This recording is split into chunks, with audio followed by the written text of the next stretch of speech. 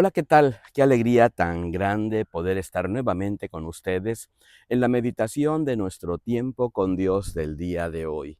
Soy el pastor Fernando Sánchez, pastor de la Primera Iglesia Bautista de la ciudad de Ducor, California, y para nosotros es un enorme privilegio, una gran bendición poder acompañarte en tu lectura bíblica devocional del día de hoy. Para nosotros es un enorme privilegio y te agradecemos que te suscribas a nuestro canal, que lo puedas compartir con otras personas.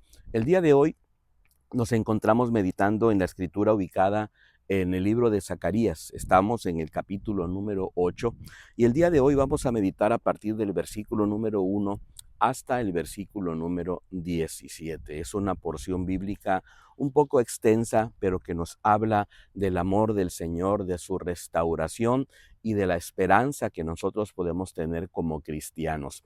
Nosotros le titulamos a esta reflexión de la siguiente manera: Amor que restaura, amor que restaura. ¿Sabe usted que después del exilio, el pueblo de Israel estuvo 70 años en el exilio? Y durante ese tiempo, pues el pueblo se encontraba bastante desanimado. Estaban pasando por situaciones que les habían provocado unas heridas muy, pero muy profundas, y lo único que podían ver ellos a su alrededor, pues eran ruinas, era destrucción, y una sensación de que Dios de alguna manera los había hecho a un lado.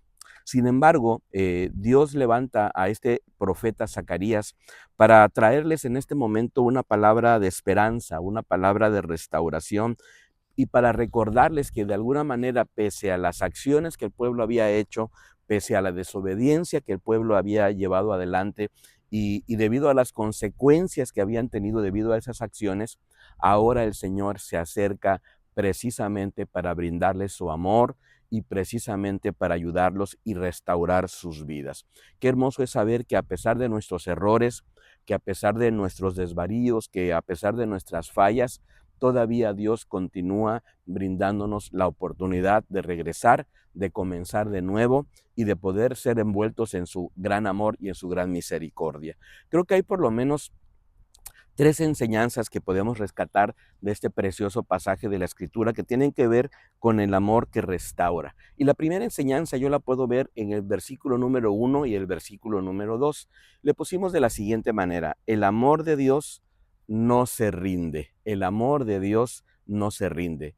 Qué hermoso es saber que tenemos un Dios que no se rinde con nosotros, que tenemos un Dios que, pese a nuestra manera de proceder, pese a nuestra desobediencia, pese a nuestra necedad, todavía el amor del Señor no se rinde con nosotros. Mira lo que dice el versículo número 1 y versículo número 2.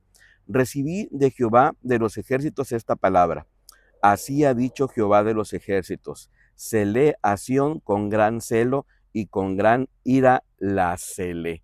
Y aquí vemos cómo el Señor está celando a su pueblo, y lo está celando no por un motivo equivocado, sino más bien porque ese celo proviene precisamente del amor que el Señor tiene para cada uno de nosotros. Y sabes qué hermoso es saber que el amor de Dios es persistente y que no se cansa de buscarnos, que no se rinde aun cuando nosotros hemos fallado. Y sabes, creo que en medio de todo deberíamos nosotros de entender que nuestras acciones, que nuestra necedad no nos descalifica todavía de que el Señor siga amándonos, que el Señor todavía siga buscando nuestras vidas. ¿Qué deberíamos de hacer en este punto? Bueno, creo que deberíamos de aprender a confiar en que Dios todavía está tratando de alcanzarnos, que Dios todavía está trabajando en nosotros, y de alguna manera Él quiere que nosotros sigamos adelante, aun cuando no veamos de una manera clara y perceptible a nuestra manera de entender que Dios todavía nos ama.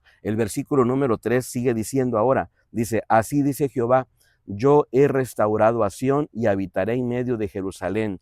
Jerusalén se llamará ciudad de la verdad, y el monte de Jehová de los ejércitos, monte de santidad. Esto me lleva a una segunda reflexión que yo quiero dejar en tu corazón. Número 2, el amor de Dios habita entre nosotros.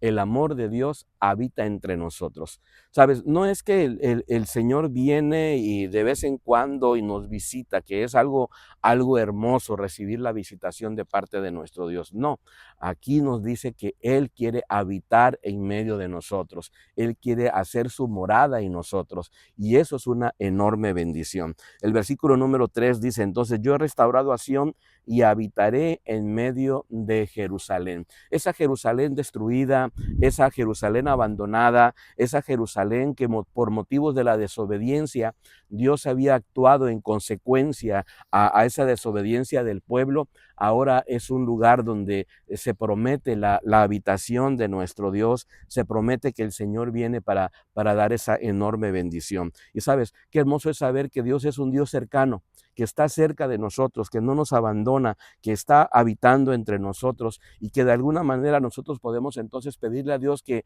venga y se acerque, que venga y que habite en nuestras vidas. Me detengo aquí, te hago una pequeña pregunta. ¿Ya le pediste a Dios que se acerque a ti? Ya le invitaste a que reine dentro de tu corazón, ya le dijiste, Señor, entra a mi vida, habita en mí, ayúdame, transfórmame, restáurame, hazme una nueva persona. Si no lo has hecho, quiero animarte a que lo hagas, que solamente le digas así desde lo profundo de tu corazón, le digas, Señor, mi vida está en ruinas, mi vida está destrozada y te necesito hoy para que tú me restaures, para que tú, Señor, me cambies, me transformes y le digas, Señor, me arrepiento de todas las decisiones equivocadas que tomé, me arrepiento de haberte fallado y quiero, Señor, ahora tener una relación plena contigo, porque tú eres mi Dios, el más maravilloso que yo puedo conocer y tener en mi vida. ¡Wow! Creo que es algo muy importante. ¿Por qué? Porque es importante que nosotros disfrutemos de la bendición de Dios, del que Dios habita entre nosotros. Bueno, si tú vas leyendo los versículos a partir del versículo número 4 y en adelante, versículo 3 incluso, nos habla número uno que nos conviene porque vamos a vivir en verdad y vamos a vivir en santidad, como lo dice el versículo número 3. El versículo número 4 nos habla de que también tenemos un enorme beneficio. Vamos a poder tener largura de días sobre la tierra. Dice el versículo número 4. Así ha dicho Jehová de los ejércitos. Aún han de morar ancianos y ancianas en las calles de Jerusalén, cada cual con un bastón en la mano por lo avanzado de su edad.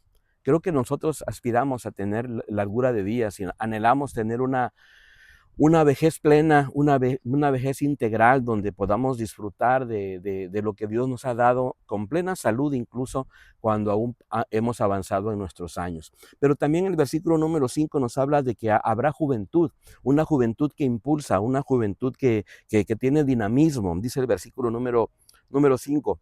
Y las calles de la ciudad estarán llenas de muchachos y muchachas que jugarán en ellas. Habla del dinamismo, de la alegría de la vida, entre otras cosas. Que Dios habite entre nosotros, que Dios habite en nosotros, nos trae serios beneficios. El versículo número 6 nos habla de que habrá milagros. El versículo número 7, 8 y 9 nos habla de que Dios traerá esa hermosa restauración de su pueblo. Después de que los había mandado al exilio, les promete que los va a regresar. Y qué hermoso es saber que en medio de nosotros, cuando hemos fallado, cuando sentimos que estamos exiliados, entre comillas, cuando sentimos que de alguna manera nuestras vidas están en ruinas, podemos tener la confianza de que tenemos un Dios que se acerca, que nos bendice y nos trae ese hermoso beneficio. Versículo número 10, 11 y 12 nos hablan de la prosperidad integral. Te leo, por ejemplo, el versículo número 10, 11. Mas ahora no haré con el resto de ese pueblo como en aquellos días, dice Jehová de los ejércitos, porque, versículo 12,